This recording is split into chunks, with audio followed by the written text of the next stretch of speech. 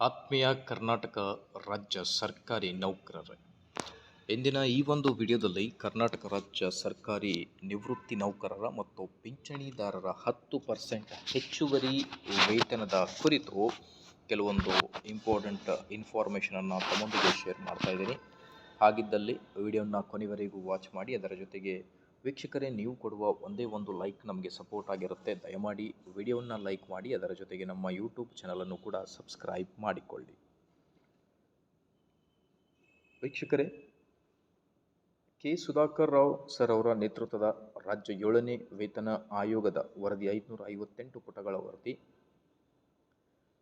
ಆಯೋಗಕ್ಕೆ ಸಲ್ಲಿಕೆ ಮಾಡಲಾಗಿದೆ. ಅದಾದ ಮೇಲೆ ಆದೇಶಗಳು ಬಂದು 7ನೇ ವೇತನ ಆಯೋಗ ಜಾರಿ ಕುರಿತು ನಿವೃತ್ತಿ ನೌಕರರ ಮತ್ತು ಪಿಂಚಣಿದಾರರ ವೇತನ ಕೂಡ ಬಂತು.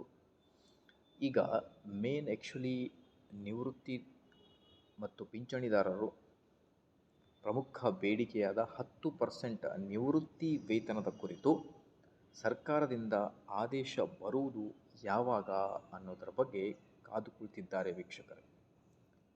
ರಾಜ್ಯ ಸರ್ಕಾರಿ ನೌಕರರ 10% ಹೆಚ್ಚುವರಿ ವೇತನದ ಕುರಿತು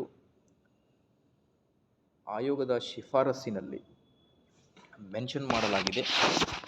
ಹಾಗಾಗಿ ನೋಡ್ತಿರ್ಬೋದು ನೀವು ಸ್ಕ್ರೀನ್ ಮೇಲೆ ಹೆಚ್ಚುವರಿ ನಿವೃತ್ತಿ ವೇತನದ ಬಗ್ಗೆ 70ರಿಂದ 75 ವರ್ಷಗಳಿಗೆ 10%, 75ರಿಂದ 80 ವರ್ಷಗಳಿಗೆ 15%. ಈ ಒಂದು ಪ್ರಮುಖ ಬೇಡಿಕೆ ಆಯೋಗದ ಶಿಫಾರಸ್ಸಿನಲ್ಲಿ ಇದೆ.